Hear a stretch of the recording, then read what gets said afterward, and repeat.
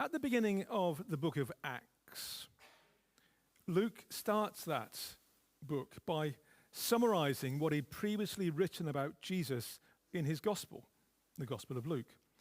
And he speaks about how Jesus began to do and to teach. He says this, "In my former book, Theophilus, I wrote about all that Jesus began to do and to teach." And this morning, I want us to think about the significance of the order of those two verbs, do and teach. Was Luke making a point when he wrote them in that order as opposed to the other way around? No, he had to put them in some order. But if there was a deliberate reason for putting do before teach, what point was he making? And to try and answer that question, we're going to look at the former book that he referred to, the Gospel of Luke.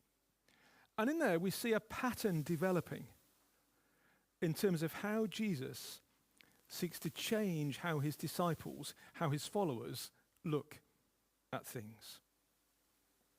And here are some examples where Jesus does this. In Luke 5, 1 to 11, this is where he calls his first disciples, according to that gospel. And as part of that process, he demonstrates his amazing power by pointing them to a place where they can harvest a great number of fish. They'd been fishing, not catching much, and Jesus tells them to go to a different place to fish. So as he calls them to follow him, he demonstrates his power. And the next thing that we find Jesus doing in chapter 5, 12 to 14 is healing a leper. And not only healing him, but as part of that process, choosing to touch him. And by all the conventions of the day they were living in, that would have made Jesus ritually unclean. And so he's starting to challenge the way his disciples think. Is our understanding in line with the understanding of Jesus? Then goes on in 17 to 26 to heal and forgive a paralyzed man, demonstrating his power, but also demonstrating his identity as God, the only one who can forgive sin. 27:32, he chooses a tax collector as one of his followers and then is accused rightly of associating with tax collectors and sinners. And Jesus makes it clear that it is to people like that he had come. In 33 to 6:5, he's challenged about fasting and gleaning on the Sabbath, going into cornfields and his disciples just taking some corn to eat, which they were totally allowed to do normally, but they weren't supposed to do it on the Sabbath. And he points out that his disciples have no need to fast while he is with them, and that he has authority over the Sabbath. So again, he's changing their understanding of ritual practice and who he was and what was important. In verse 6 to 11, we find he heals on the Sabbath, which according to the custom of the day was going against the law. So in these first couple of chapters after the disciples have been called, we see these powerful events in the life of Jesus, events that had a great impact on individuals and their general understanding of who Jesus was. And those early disciples, as they followed him and as they saw what was going on, would have started to get a deeper sense of who Jesus was and the totally different way he looked at many things. As they followed him, as they spent time with him, as they witnessed these acts of power and compassion and healing, their understanding of the world, of what was important, of how to live in relationship with God would have been challenged and changed. And as we look at some of those events in the life of Jesus this morning and think about what it means to be fully engaged in following him, you might realize you haven't made that choice to follow him. But what you're hearing about him makes you want to know more, to explore what it would mean to follow Jesus for yourself, this person who is able to do such amazing things, to say such amazing things. You might want to know what's involved in entering into this amazing relationship with God that Jesus made possible when he died on the cross and was restored to life 3 days later as we've just been reminding ourselves of as we shared communion together. And if that was you this morning, if you want to know more about what's involved in following Jesus, please do speak with someone about that later, with me, with someone you know, so we can explore further with you what it means to follow Jesus. It is at that point in the story that Jesus chooses 12 of his early followers to be in his inner circle. There were a lot of people following Jesus, and he says in verse 13 to 15 of chapter 6, I am going to choose these 12. And it's only then, as he heals those who are unwell and those afflicted by evil spirits, that he moves into a formal teaching lesson. In chapter 6, 17 to 49. This is sometimes referred to as the Sermon on the Plain. There are similarities with the Sermon on the Mount in Matthew, but much, much shorter. So before instructing his disciples in what he expected of them, in explaining the sort of lives he wanted them to live and in the focus they should have of the call for love and compassion and service, he demonstrates it in powerful and unmissable ways. So before he teaches, he does. So what is Jesus doing for and to his disciples during this process? What point is Luke trying to make as he arranges and presents his material in this particular way? I think one thing that is going on is that Jesus is trying to break down barriers in the minds of his followers that would get in the way of them engaging with him fully. And then he wants to build new ways of thinking and engaging with the world in their lives. It's a bit like the model we may have seen conveyed on films about the armed services, where new recruits are broken into submission and then molded into what the army wants, but with a bit more compassion and gentleness. He's showing them a different way of living before trying to explain to them what that life really looks like. And then some of what he calls for in the Sermon on the Plain will be understood in that context. In that, he speaks about not judging or condemning. He encourages forgiveness and generosity, and they've seen those demonstrated in how Jesus engages with others. When Jesus, in that teaching session, talks about planks in their eyes, getting rid of planks out of their eyes that prevent them seeing properly, they'll be confronted with some of the prejudices with which they have viewed the sort of people that Jesus had been ministering to. Did they need to get rid of these planks in their eyes? Jesus speaks about the importance of bearing good fruit, and they would have been reminded of the good things that they had seen Jesus doing. So he's sort of backing up his actions with words to explain why he's doing what he's doing and how they can do the sort of things that he's talking about. So he's taken the approach of demonstrating the sort of life he wants his followers to live. And once they've started to get over the shock of that, providing some context and teaching to back it up.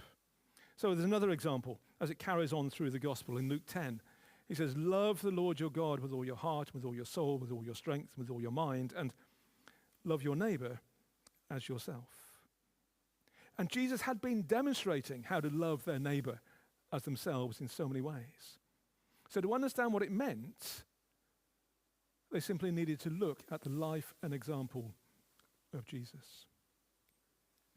And this raises, I think, some interesting questions for us as we try to encourage discipleship in our context. This is not just a West Street issue, it's a national thing.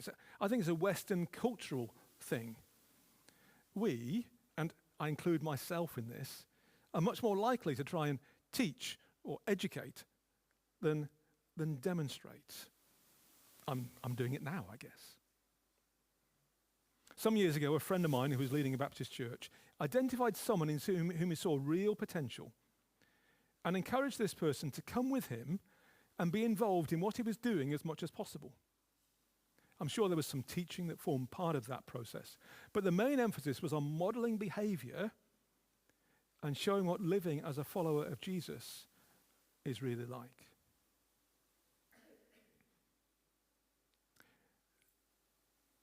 If I were to come up with a list of places that I wanted to visit in order to engage with people, to share the good news of Jesus with, to bring life and healing into the world, I wonder if there were some where you'd be happy to accompany me and others you might draw back from. Maybe a prison, a mental hospital, a nightclub, a bookmaker's. The list could go on. And if I made a list, I haven't, but if I made a list and put it up on the wall asking you to sign up for the ones you'd be willing to be involved in, I expect we'd each make different choices. And our reasons would be based on our experience, our understanding, what we've been taught, maybe fears, maybe concerns about going outside of our comfort zones. But these disciples of Jesus did not have that choice. He was their rabbi. He decided where they went, and they accompanied him. Whether they were happy about it or not, whether they felt comfortable or not. And having shared those experiences and places with him, Jesus teaches them about what it means, about the implication as living as one of his followers. Think back to a time you started a new job.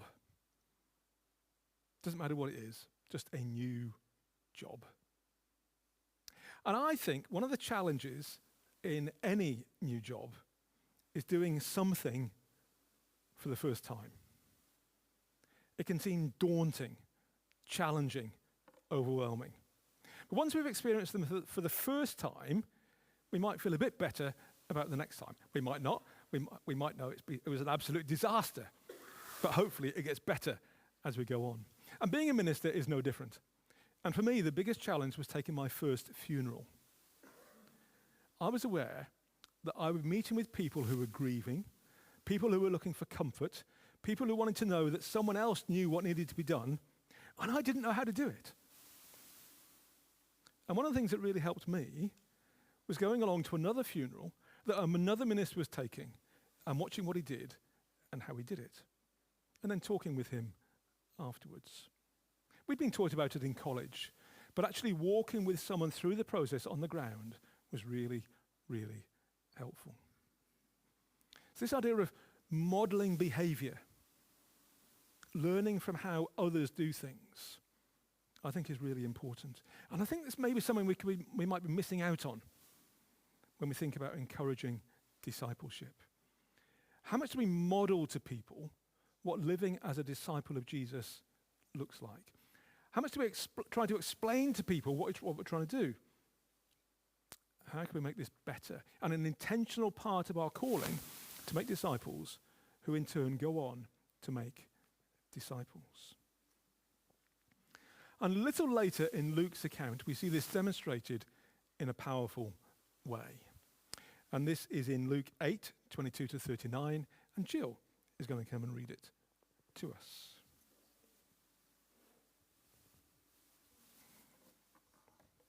Have a thing. Oops. One day, Jesus said to his disciples, "Let us go over to the other side of the lake." So they got into a boat and set out. As they sailed, he fell asleep. A squall came down on the lake so that the boat was being swamped, and they were in great danger. The disciples went and woke him, saying, "Master, Master, we're going to drown." He got up and rebuked the wind and the raging waters. The storm subsided and all was calm. "Where is your faith?" he asked his disciples. In fear and amazement, they asked one another, "Who is this? He commands even the winds and the water, and they obey him." They sailed on to the region of the Gerasenes, which is across the lake from Galilee. When Jesus stepped ashore, he was met by a demon-possessed man from the town. For a long time, this man had not worn clothes or lived in a house, but had lived in the tombs. When he saw Jesus, he cried out and fell at his feet, shouting at the top of his voice, "What do you want with me, Jesus, Son of the Most High God? I beg you, don't torture me." For Jesus had commanded the impure spirit to come out of the man. Many times it had seized him, and though he was chained hand and foot and kept under guard, He had broken his chains and been driven by the demon into solitary places. Jesus asked him, "What is your name?" "Legion," he replied, because many demons had gone into him. And they begged Jesus repeatedly not to order them to go into the abyss. A large herd of pigs was feeding there on the hillside. The demons begged Jesus to let them go into the pigs, and he gave them permission. When the demons came out of the man, they went into the pigs, and the herd rushed down the steep bank into the lake and was drowned. When those tending the pigs saw what had happened, they ran off and reported this in the town and countryside. And the people went out to see what had happened. When they came to Jesus, they found the man from whom the demons had gone out sitting at Jesus' feet, dressed and in his right mind, and they were afraid. Those who had seen it told the people how the demon-possessed man had been cured. Then all the people of the region of the Gerasenes asked Jesus to leave them because they were overcome with fear. So he got into the boat and left.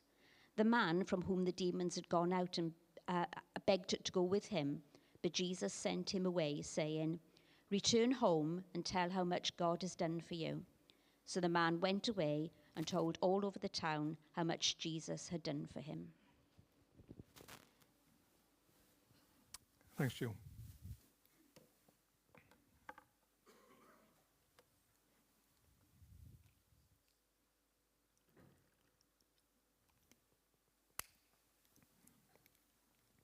One of the interesting things about that story is that there were so many reasons Jesus should not have been where he was. Here are four. It's described as the region of the Gerasenes. This is Gentile territory, people who are not ethnic Jews. It was not somewhere a self-respecting Jew would go. It was a place of questionable purity. He meets a demon-possessed man, an impure spirit, who you should steer well clear of. This man was living in the tombs. Numbers 19 tells us that whoever touches a human corpse will be unclean for 7 days. So this man was likely ritually unclean, and Jesus should have, by the conventions of his day, stayed away. He was living in close proximity to pigs, which again were recognized as ritually unclean. Lots and lots of reasons not to go there. No excuse for a pious Jew, observant of the laws and customs of his day, to be there. He'd end up being seen as defiled, impure, recognized as unclean. He just wouldn't have done it. But Jesus does. And the disciples are in a boat, having been brought there by Jesus. And Jesus steps ashore. His disciples would not have known who he was going to meet, what he was going to do. But it's not quite clear from the story, but I get the sense that his disciples stayed in the boat. Even stepping onto that land was just a step too far. And their concerns and fears must have intensified when Jesus meets this man and the story unfolds. What was he doing? Why were they there? And as they watched from the relative safety of the boat, as they listened to the exchange between Jesus and this man, as they see the power of Jesus to heal and restore and to bless, what would they have thought then? I think they were starting to see that the customs of the day, the things they had been taught, the no-go areas that they accepted, were all being challenged and broken down and remade by the person and power and compassion of Jesus. That God's blessing was not just for them, the Israelites, but for everyone. And that's always been God's purpose, that all nations on earth would be blessed through the Jews. And in this particular Jew, in Jesus, this was coming to pass in amazing and powerful ways. Breaking down their mindset and understanding would not happen overnight, but the more time these disciples spent with Jesus and watched him reaching out to others, the more they would realize that there was a different way of living. And the challenge for them was whether they were prepared to adapt, to change, to be remolded and rebuilt by Jesus. And one of the many areas in which they needed to be challenged was that relating to purity. They'd been brought up to believe and accept that purity was important. It was something God expected of them, and they were right. But the way they thought purity could be obtained and protected was continually being challenged by the actions and words of Jesus. He makes this clear elsewhere when he says this: nothing outside a person can defile them by going into them. Rather, it is what comes out of a person that defiles them. Just one of the many things that Jesus was redefining for them by what he did and through what he taught. He was showing them what living as kingdom people was all about. And they had to work through whether they were prepared to live that way or stay with their old and trusted and understood systems.